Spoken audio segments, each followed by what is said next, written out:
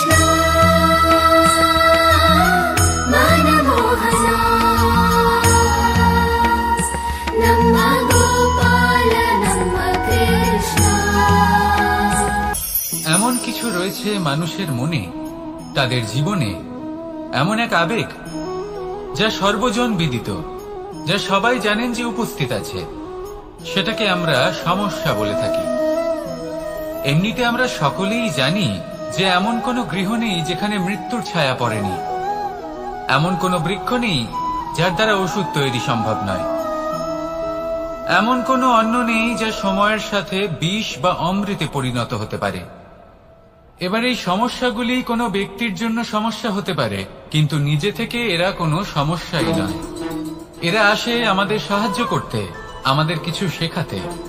আপনি নিজেই দেখুন, পর্বতের শিখর থেকে কোনো এক পাখি পড়ে গিয়ে নিজের প্রাণ ত্যাগ করল। সেটা কখন সম্ভব? যখন সেই পাখি ওড়ার চেষ্টাই করে না। তখন যখন কোনো ব্যক্তি জলে পড়ে যান এবং ডুবে গিয়ে নিজের প্রাণ হারান, এর সম্ভাবনা কখন বেশি থাকে? যখন সেই ব্যক্তি সাঁতার কাটার চেষ্টাই করেন না। তখন এই সমস্যা প্রত্যেকের জীবনে থাকবেই, কিন্তু এটা মনে রাখা প্রয়োজনীয় যে কোনো সমস্যা পরিস্থিতির কারণে সমস্যা হয়ে ওঠে না। এই পরিস্থিতি যখন আমাদের সামনে আসে, আমাদের তা কঠিন মনে হয়, আমরা নতমস্তক হয়ে পড়ি, ভয়ভীত হয়ে পড়ি, তার সম্মুখীন হতে পারি না। তখন তা সমস্যার রূপ নেয়। দৃঢ় হয়ে দাঁড়িয়ে থাকুন সাহসের সাথে, এই পরিস্থিতিগুলির সম্মুখীন হন। দেখবেন সমস্যা কখন সাফল্যে পরিণত হবে আপনি জানতেই পারবেন না। আসুন আমার সাথে ভালোবেসে বলুন, রাধা রাধা। সময় যা সবকিছুকে সমান করে দিতে পারে, যা সব থেকে বেশি শক্তিশালী, সব থেকে বড় সম্পত্তি, সব থেকে বড় শিক্ষক এবং সব থেকে বড় সুযোগ। এই সময় যখন ভালো যায় তখন তা আপনাকে আমিত্বে মত্ত করে তোলে, অহংকারে নিমজ্জিত করে দেয়। আর যখন খারাপ হয় তখন দুঃখের সাগরে নিজের প্রতি ঘৃণাবোধে নিমজ্জিত করে। তাই এই সময় যা এত শক্তিশালী এক সম্পত্তি, এত মহান একটি ধন, তাকে এমনি এমনি নষ্ট হতে দেবেন না। এই সময়ের সাথে কি করবেন, কিভাবে করবেন তা ভাবতে গিয়ে এবং করতে গিয়ে সময় নষ্ট করবেন না। যদি আপনি এই সময় নষ্ট করেন, তাহলে সময়ও নিশ্চিত করবে যে আপনার সাথে কি করা উচিত। তাই সময়ের সদ্ব্যবহার করুন আর আমার সাথে ভালোবেসে বলুন, রাধা রাধা। আমরা সকলে শক্তি অনুভব করতে চাই। এবার যদি আপনাকে জিজ্ঞেস করা হয় যে সব থেকে বেশি শক্তির অনুভব কোথা থেকে করা সম্ভব, তখন কেউ কেউ বলবেন পুষ্টিকর আহার গ্রহণ করলে, ব্যায়াম করলে, কেউ বলবেন ধন লাভ করলে, বন্ধুদের থেকে, পরিবারের থেকে, আদি ইত্যাদি। এইভাবে আপনি শক্তির অনুভব অবশ্যই করতে পারেন, কিন্তু সব থেকে বেশি শক্তির অনুভব যদি আপনি করতে চান তাহলে তা পাবেন শুধু একতার দ্বারা, সংগঠনের দ্বারা। যদি আপনাকে উদাহরণ দিই, নিজের এই হাতটাকে দেখুন, 5টা আঙুল রয়েছে। কোনো একটা বস্তুকে নিজের একটা আঙুল দ্বারা তুলে ধরার চেষ্টা করে দেখুন, বড়ই কষ্ট হবে। তখন আপনি বুঝতে পারবেন যখন এই 5টি আঙুল একত্রিত হয় তখন কোনো কাজ কতটা সহজ হতে পারে। এটাই হলো শক্তি, একতার। সব থেকে ভালো উদাহরণ যদি আপনাকে দিই তাহলে বাঁশি। এই বাঁশি থেকে অত্যন্ত মধুর সুর নির্গত হয় যা সবার মন প্রসন্ন করে দেয়। এই কথা সত্যি, কিন্তু এই বাঁশি আমি একটা বা দুটো আঙুল দিয়ে বাজাতে পারবো না। আমাকে প্রত্যেকটা আঙুল ব্যবহার করতেই হবে, তবেই এর থেকে মধুর সুর নির্গত হবে যা সকলকে প্রসন্ন করবে, ঠিক কিনা? ঠিক এইভাবেই যদি আপনি চান যে আপনার জীবনরূপী বাঁশি থেকেও মধুর সুর নির্গত হোক বা সবার মনকে প্রসন্ন করে তুলুক, তাহলে আপনাকেও জীবনে একতা নিয়ে আসতেই হবে। আপনি একাও কর্ম করতে পারেন, পথ চলতেও পারেন, সামনেও এগোতে পারেন, সাফল্যও লাভ করতে পারেন। কিন্তু যখন সকলে একসাথে এগোবেন, সেই পথে চলবেন, সেই কর্মই করবেন, তখন লক্ষ্যে অবশ্যই পৌঁছবেন, সাফল্য অবশ্যই লাভ করবেন। কিন্তু সেই সাফল্য এবং তার আনন্দর সংমিশ্রণটাই একটু অন্যরকম হবে। তাই জীবনে ঐক্যবদ্ধ হন, একসাথে মিলে এগোতে থাকুন আর আমার সাথে ভালোবেসে বলুন, রাধা রাধা। আমার জীবনে পরিচয় হয়েছে অনেক ব্যক্তির সাথে, ভিন্ন ভিন্ন ধরনের মানুষ। ইনাদের সাথে আলাপ হয়ে খুব ভালো লেগেছে, অনেক শিক্ষাও লাভ করেছি। আমি তাদের সাথেও আলাপ করেছি যারা অনেক উচ্চ স্তরে পৌঁছে গেছেন, আবার তাদের সাথেও যারা নিজেদের জীবনে বিশেষ কিছু করতে পারেননি। তাদের সাথেও পরিচয় হয়েছে যারা সফল, আবার তাদের সাথেও যারা অসফল। এবার এই সবই একই রকম মনে হয়। এদের মধ্যে পার্থক্য শুধুই মানসিকতার। যখনই কোনো অসফল ব্যক্তির সাথে পরিচয় হয়েছে, তখনই দেখেছি তাদের কাছে সবসময় একটা অজুহাত রয়েছে যে কেন তারা সফল হতে পারেননি। কখনো তারা দোষ দিয়ে থাকেন তাদের ভাগ্যকে, তাদের পরিস্থিতিকে, দোষারোপ করতে থাকেন তাদের মাতা পিতাকে, আত্মীয়দের, বন্ধু বান্ধবদের। কোনো না কোনো অজুহাত সবসময় এদের কাছে থাকে যে কেন তারা সফল হতে পারেননি। সেখানেই যখন সফল ব্যক্তির সাথে পরিচয় হয়, তাদের কাছে সবসময় একটা কারণ থাকে যে কিভাবে এই সমস্যাগুলির ঊর্ধ্বে উঠে সাফল্য লাভ করা যায়। আর সেই কারণ হলো যে যাই হয়ে যাক না কেন, সাফল্য লাভ করতেই হবে। যতই সংঘর্ষ করতে হোক না কেন, যতই সমস্যা আসুক না কেন, সফল আমাদের হতেই হবে। এটাই পার্থক্য মানসিকতার। সত্যি কথা বলতে আপনার আজকের এই মানসিকতা হলো আপনার আগামী ভবিষ্যতের ইমারতের ভিত। এই মানসিকতা যতটা প্রবল হবে, যতটা শুভ হবে, আপনার ভবিষ্যৎ ততটাই বিশাল এবং সুন্দর হবে। তাহলে সমস্যার উপর নয়, সাফল্যের উপর মনোযোগ কেন্দ্রীভূত করুন, জীবনে এগোতে থাকুন, আর আমার সাথে ভালোবেসে বলুন, রাধা রাধা। দীপাবলি আমাদের সবথেকে বড় উৎসব। শ্রীরাম রাবণকে পরাস্ত করে 14 বছরের বনবাস কাটিয়ে আবার অযোধ্যায় ফিরে এলেন অমাবস্যার রাত্রে। অযোধ্যায় সবাই খুব প্রসন্ন ছিলেন, খুবই উৎসাহিত ছিলেন।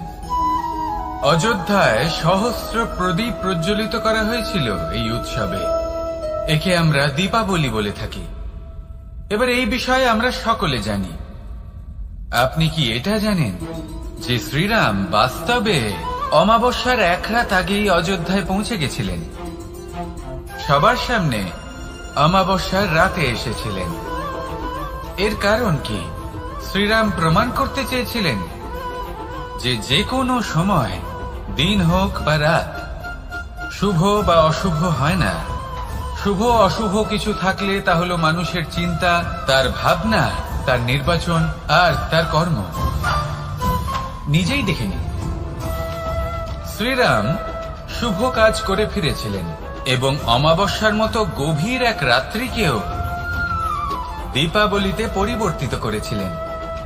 এমনটাই যদি আমরা করতে পারি, তাহলে এমন কোন গৃহে যান যেখানে অসহায় ব্যক্তি রয়েছেন, যা অন্ধকারাচ্ছন্ন, আর সেখানে প্রকাশ প্রজ্বলিত করুন। প্রকাশ সহায়তা, প্রেরণা, আশার। যদি এমন কিছু আমরা করতে পারি, তাহলে তাকে প্রকৃত অর্থে দীপাবলি বলা যেতে পারে। তাহলে নিজের পরিবারের সাথে দীপাবলি পালন করুন। আপনাদের শুভেচ্ছা জানাই। আসুন আর আমার সাথে ভালোবেসে বলুন, রাধা রাধা। কোনো এক সময়ের কথা, একজন জেলের একটা ছোট্ট পুত্র ছিল। সে ভাবল যে আমি আমার বাবার মতোই মাছ ধরব। তখন সে একটা লাঠি নিল, তাতে দড়ি বাঁধল, আর সেই দড়ির মুখে যে কাঁটা বেঁধে থাকে তাতে চারা ঝুলিয়ে জলে ফেললো আর বসে থাকলো। কিছু সময় পরে জলে একটি তরঙ্গ দেখা গেল। ও বুঝতে পারল খুব বড় একটা মাছ ফাঁদে পড়েছে। ও বল প্রয়োগ করলো, সেটা টানার চেষ্টা করলো। মাছও বল প্রয়োগ করলো, আর শেষে যেটা হলো, সেই দড়ি ছিঁড়ে গেল আর মাছ বেঁচে পালিয়ে গেল। দেখুন, ও অনেক চেষ্টা করলো কিন্তু অসফল হলো। কখনো অধিক বল প্রয়োগ করলো, আবার কখনো কম বল, কিন্তু কিছুতেই সফল হলো না। ও পঞ্চমবার প্রচেষ্টা করলো। না বেশি বল প্রয়োগ করলো না কম, ততটাই বল প্রয়োগ করলো যতটা পর্যাপ্ত। ঠিক ততটাই বল, যতটা বল সেই মাছ প্রয়োগ করলো।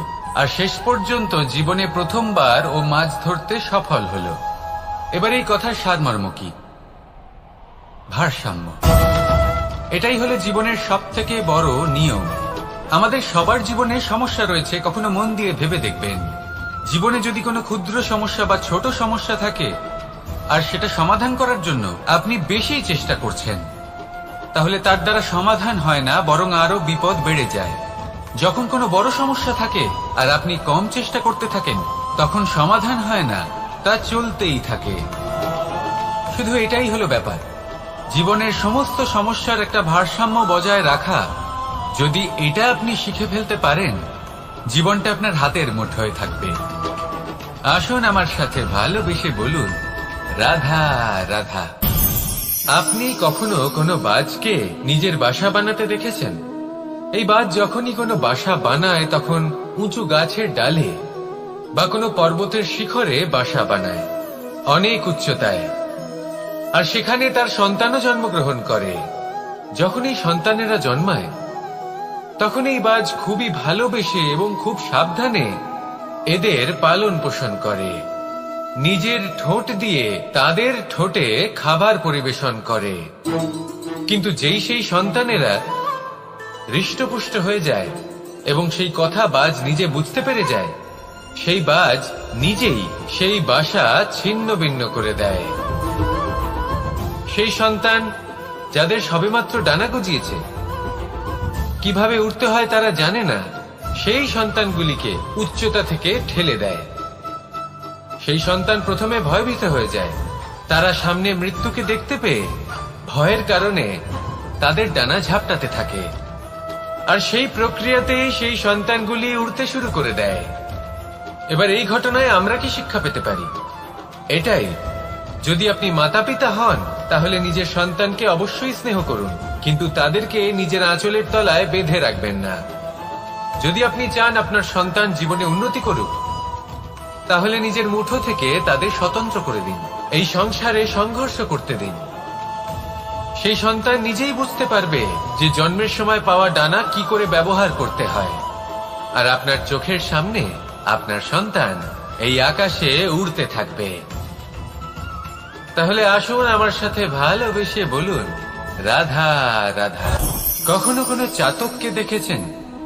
একটা চাতক বর্ষার জন্য অপেক্ষা করে, সেই বর্ষার জলে নিজের তৃষ্ণা নিবারণ করে, নয়তো সারা বছর তৃষ্ণার্ত থেকে যায়। ও আকাশের দিকে তাকিয়ে থাকে আর অপেক্ষা করে যে কবে বর্ষা হবে আর কবে আমি আমার তৃষ্ণা নিবারণ করব। সেখানে অন্যদিকে একটি কাক বা একটা পায়রা, এরা কি করে?